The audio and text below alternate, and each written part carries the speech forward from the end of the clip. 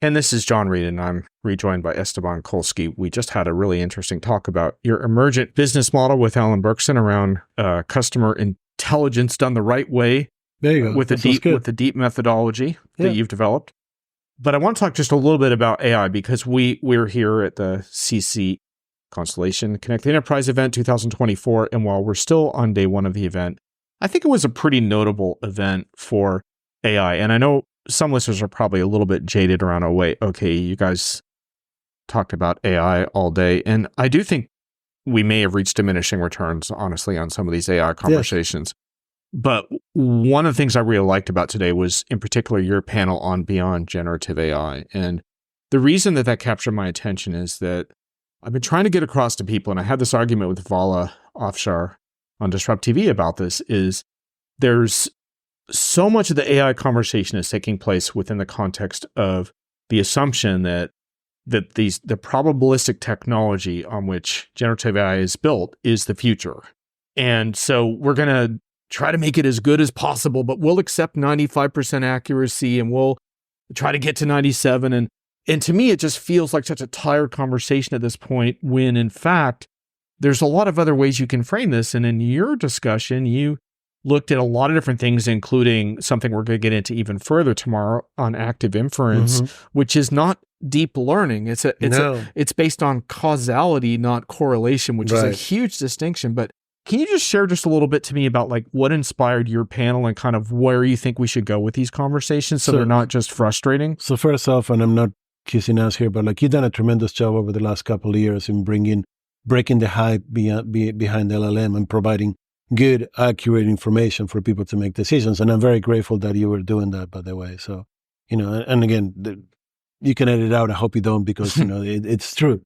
But so here's the thing. I met Denise about a year ago, and, Denise Holt, who was my key panelist today, right? And she started talking to me back then. But actually, I met her about 2 years ago, and she was doing work in the metaverse, if you would remember that. Yeah. And she was talking about this thing called the spatial web, like how we turn the web from being a central distribution website thing to like our phones become nodes in this spatial web. Yeah. Like the phone becomes, independent and autonomous to do things. And it was a very interesting research that she was doing, but it didn't really have a lot of bite to it, right? Right. And then last year she actually partnered with somebody else, and I can't remember the name of the company. She started talking about active inference. It's called Versus, actually, for those of you that are searching, and also do some searches on Denise Holt and her blogs on active inference. Anyway, continue. Yeah. And Holt is HOLT, but yeah. So the thing is so we started talking about how active inference, was a different way to do AI, and I'm going like, are you talking about inference? I mean, we used inference in AI in the 1990s, and it proved to be not very relevant, mostly because we didn't have an ability to create nodes that were independent from each other, which is what inference need. Each occurrence should be unique, right? And this is something that LLM doesn't do a good job, by the way, but each occurrence should be unique and personalized. And we didn't have the ability to do that. And then she started talking about how you merge the spatial web with active inference, and you create this model of AI that is completely different. Right. And I was like, okay, tell me more. And we spend, some time talking about it. And what it comes down to is all the problems. If you look at AI as a whole, right? And I'm not trying to become erudite about it. It's just going to be like using a model that will frame this conversation. AI consists of two parts: cognition and execution. Cognition being machine learning and all the stuff. Execution being what you do. You look at LLM. LLM is deep learning, very, very heavy in cognition, almost no execution whatsoever. Right. I mean, you can tell by the way that the answer comes back. It's not really innovative. And I would also argue, also that another limitation is a severe lack of contextual understanding, and you you can deal with context. So the whole conversation around things like RAG and knowledge graphs is about increasing context, and those are worthy conversations. But it doesn't. But let me just finish. Yeah. But it doesn't get you to meaning. Right. It helps show context between data points and how they interrelate. Right. And you can use the knowledge graph to, for example, to fix certain facts that you can't fix inside an LLM because they're not built that way. Yep. But what we're talking about here is totally different, because now now you can actually set policies using this kind of Yeah. approach. So and by policy, you can send policy mean a rule. I mean a rule. So for example, like, but the key to you that can't is, ask about Europe in this model, for example, Right. and there's no way to hack it because Right. it's a rule. But it's the not something key- you can. It's not like a flimsy guardrail in an LLM. It's a rule. It's a rule, but the rule is dynamic. If you set it to be dynamic, Right. you can set dynamic rules that are changing context, Right. changing location, changing so many things. So you actually deploy But it has in the world. enormous implications for compliance, for one thing, because Yes. because now you have visibility and also explainability, Right. because you can actually see the causal Exactly. relationships. That So have been this is formed. not like, a model that has been trained at $1 trillion cost to store all the knowledge in the world, and then you go and query against that, which is, finding a repeatable pattern and replicate it, right? Which is what most cognition-based systems do. This is about the execution part. I don't care about cognition. I can find the information that I need when Right. I need it. The information exists, it's stored somewhere. But I'm going to focus on this execution. I'm going to focus on creating this execution that is dynamic, that is rules-driven, that it has, like you said, unhackable model, unhackable parts of it. Security, right? We were talking about cybersecurity at some point today. If you have security that cannot be hacked down at the element level, right at your phone, and cannot be changed no matter what, can you imagine what you can accomplish with that? Yeah, I mean, yeah. So there's like a lot of things, and again, there's like, there's going to be a talk tomorrow that is going to go deeper into this, and Denise has a lot of content and a lot of things that she put into this. But the idea here is like, if we try a different model based on execution versus cognition, are we supposed to expect different results? The answer is yes, right? And the second part is like, is that going to be more complicated or less complicated? It's going to be less complicated once you understand it. And it's going to be more expensive or less expensive. It's going to be a lot less expensive once you understand it, because it's not constant retraining on the model. The model becomes obsolete in an execution-based model. It's not about cognition. It's about execution. So then how do we optimize execution? We put it on the edge where it's cheap. We put it with the specific rules that are like, moldable and dynamic if you need to, or very, very inflexible if you don't. You put security attached to that. You put independence to each node. And you allowed, we talk about agentic AI now. You talk about agents that can do things. Yeah, but these end up being reliable agents. But the thing is that this does not mean that all generative AI is rendered to irrelevance necessarily. No. You can employ different kinds of language models, large and small, within the context of this architecture. It's just that, like any other unreliable narrator, you don't put it in charge. Right. It ends up being supporting the overall goal. And so if the goal is having an engaging user chatbot, you can still have that, but it's not in control of executing the tasks. Right. And that's what makes this kind of thing so important. But the independence, but still attached to strict limitations and rules and barriers, is critical to this. Yeah, right? But we're not protecting against hallucinations, because that's not an issue, because it's not content that is like, preset. Yeah. We're protecting against the ability of malfeasance and bad actors hijacking or co-opting the execution and doing it different than it was meant to be done. I want to get at one really important point here, which is I've spent a lot of time documenting what vendors are trying to do around making generative AI and LLM output more accurate, which I define as more responsible because it's better output. And there's all kinds of techniques, RAG, smaller models and larger models,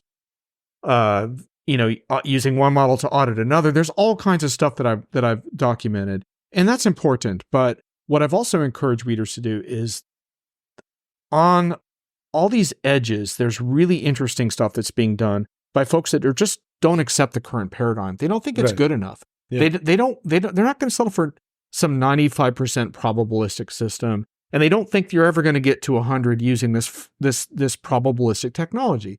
Active inference is a great example of what's being done outside, and I just really want to encourage listeners to do their own research on this stuff and learn, because there's cool stuff happening that rejects the current paradigm but has the same goal, which is to make our lives better by having machines that actually do stuff that makes the world a better place and not a more, algorithmically screwed up place. Yeah. But the thing that I think is really powerful about active inference in particular is that it's much more closer in many ways to how the human brain works, and why that matters is because the human brain doesn't require vast amounts of data to learn every new thing and adapt to every new thing that it does. Right. And so the beauty of that is now you can start talking about AI that isn't dominated by a handful of huge overcapitalized players, run by questionable individuals, who dominate the market and dictate the terms of our future existence. So you're moving from democratizing content, which is what like LLM speed, to democratizing action in AI, or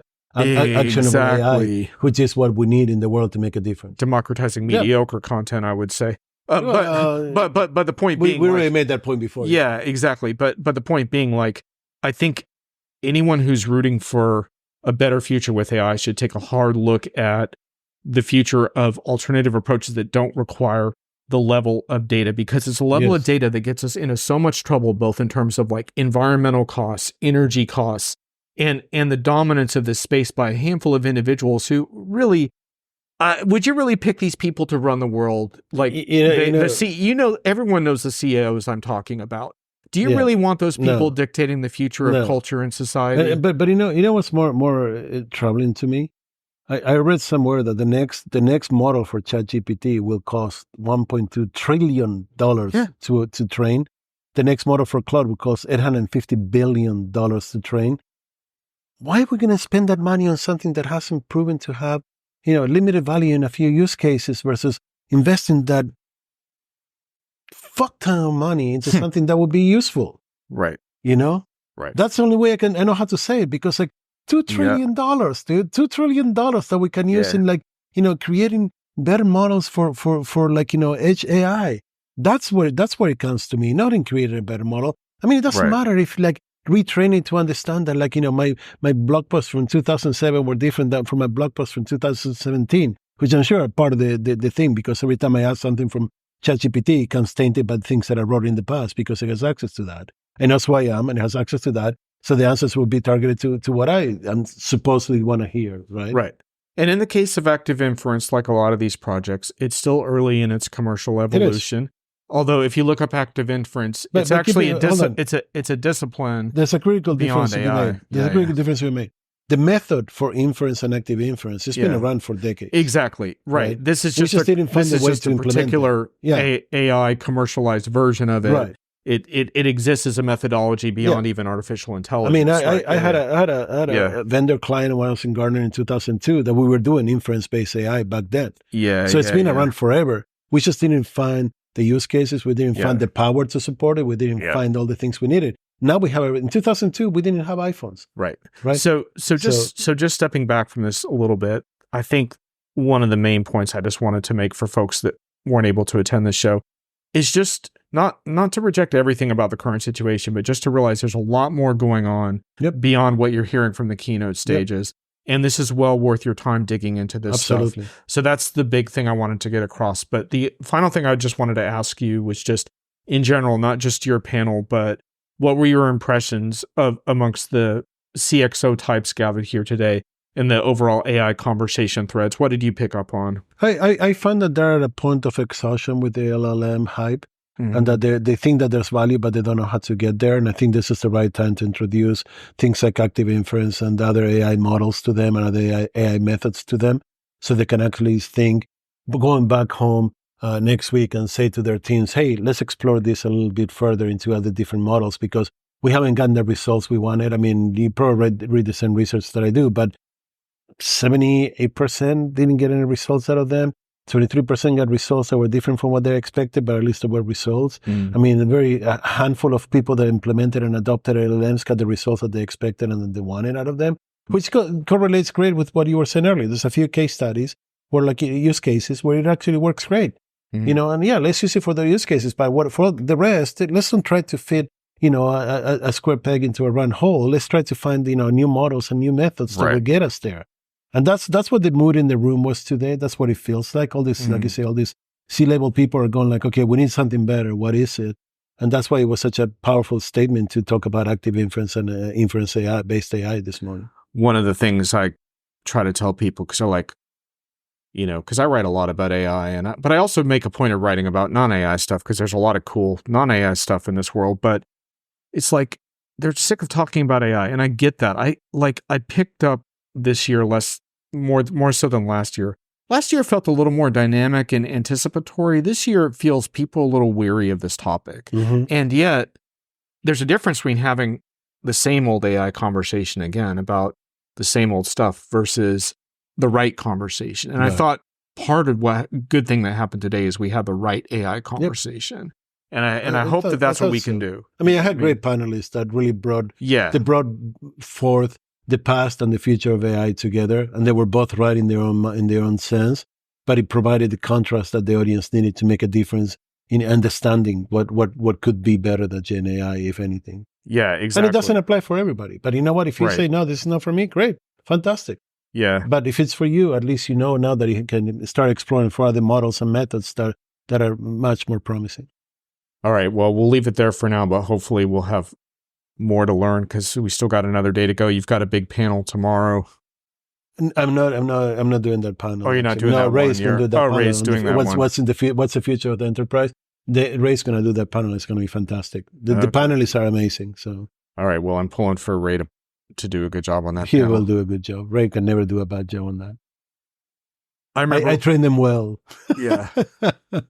I remember once a number of years ago at CCE, I was on one of Ray's impromptu panels where he was trying to fill an open slot that came up. And he grabbed a few, he might have even been on there. He grabbed a few of us, like, the usual suspects. And he asked me, he was moderating, and he was like, what's your pet peeve? And I said, over-moderated panels. But we get good stuff here from Ray, so kudos to him. Because I think, the thing that I like best about being here is trying to make sense of enterprise topics, but outside of a sort of vendor campaign and more about, like, a group of really eccentric, interesting people, from everything from like CXOs of Fortune 100 companies to miscreants like you and me and everyone in between. And we're trying to make sense of this shit, right, for 3 days. So that's good. That's what this is for. And it's a great show. And I hope I keep getting invited. And I hope we can keep bringing good content like we did this morning. All right. Thanks, man. Appreciate it. Thank you, man.